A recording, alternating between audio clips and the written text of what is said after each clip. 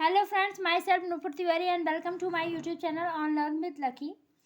आज हम अपनी इस क्लास में एक छोटा सा टॉपिक डिस्कस करने वाले हैं जिसका नाम है सेल स्ट्रक्चर इन एल्गी। आज हम देखेंगे कि एल्गी में कैसा सेल स्ट्रक्चर पाया जाता है। तो on the basis of their organisation algal cell may be differentiated into prokaryotic, mesokaryotic and eukaryotic type. यानी हम जो सेल ऑर्गेनाइजेशन है उसके आधार पे हम देखें तो एल्गी में 3 प्रकार के सेल स्ट्रक्चर पाए जाते हैं: प्रोकैरियोटिक, मेसोकैरियोटिक एंड यूकैरियोटिक। तो चलिए हम स्टेप बाय स्टेप सारा डिस्कस करते हैं। जो प्रोकैरियोटिक सेल है व्हाट इज प्रोकैरियोटिक सेल, तो हम जान लेते हैं। जो प्रो मीन्स होता है प्रिमिटिव एंड कैरियन मीन्स होता है न्यूक्लियस। यानी जिस सेल में प्रिमिटिव न्यूक्लियस पाया जाए उसे प्रोकैरियोटिक सेल बोलते हैं।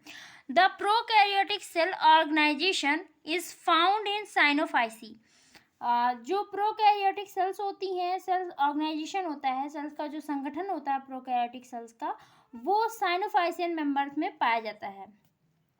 विच इज़ कैरेक्टराइज्ड बाय, इसका कुछ कैरेक्टर हम पढ़ते हैं कि क्या है इसका मतलब।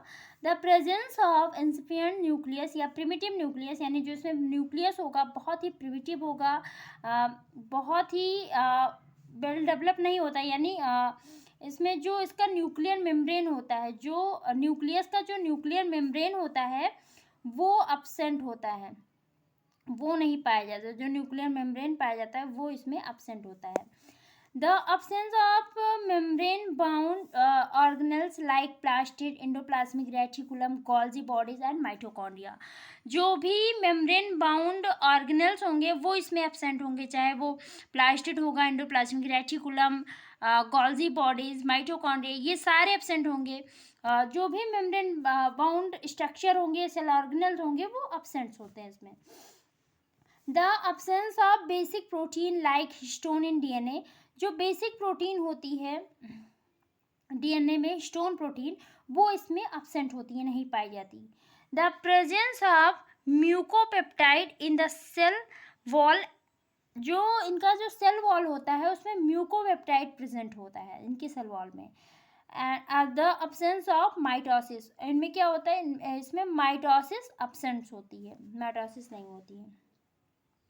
यूकैरियोटिक सेल्स, यूकैरियोटिक सेल्स के बारे में पढ़ते हैं क्या होता है। A eukaryotic cell is characterised by the presence of a well organized nucleus and membrane bound organelles like plastid, mitochondria, Golgi bodies and majority of alga show this type of cell organization। देखिए इसमें हम क्या पढ़ते हैं कि जो eukaryotic cells होती है, यूकैरियोटिक जो सेल्स है इसमें वेल ऑर्गेनाइज्ड न्यूक्लियस प्रेजेंट होगा and membrane bound organelles present होते हैं, चाहे वो प्लास्टिड हो, माइटोकॉन्ड्रिया हो, गोल्जी बॉडीज हो। जो सेल ऑर्गेनल्स होंगे मेम्ब्रेन बाउंड वो इसमें प्रेजेंट होंगे एंड वेल डेवलप, यानी with nuclear membrane, nucleus present होगा। एंड जो मेजॉरिटी ऑफ एल्गी होती हैं वो इसी सेल ऑर्गेनाइजेशन को शो करती हैं, उनमें यूकैरियोटिक सेल स्ट्रक्चर ही प्रेजेंट होता है मेजॉरिटी में। An intermediate type of cell organization that is mesokaryotic cells, यानी जो intermediate type of cell organisation होता है जिसमें प्रोकैरियोटिक एंड यूकैरियोटिक बोथ का कैरेक्टर पाया जाता है, उसे हम मीजोकैरियोटिक सेल्स बोलते हैं, जो दोनों को शो करता है। ये पाया किस में जाता है, is found in the member of Dinophyceae. ये हम इसे डायनोफाइसी के मेंबर्स में देखते हैं। अब इसमें हम देखते हैं कि इसमें कौन सा यूकैरियोटिक कैरेक्टर प्रेजेंट है एंड कौन सा प्रोकैरियोटिक प्रेजेंट है, क्योंकि ये इंटरमीडिएट होता है।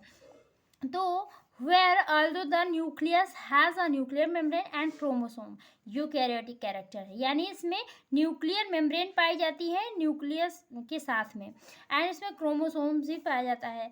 अब इसका प्रोकैरियोटिक कैरेक्टर क्या है जो हमने प्रोकैरियोटिक में पढ़ा है, बेसिक प्रोटीन आर एब्सेंट, यानी जो इसमें के डीएनए होता है उसमें जो हिस्टोन प्रोटीन होती है वो इसमें एब्सेंट होती है।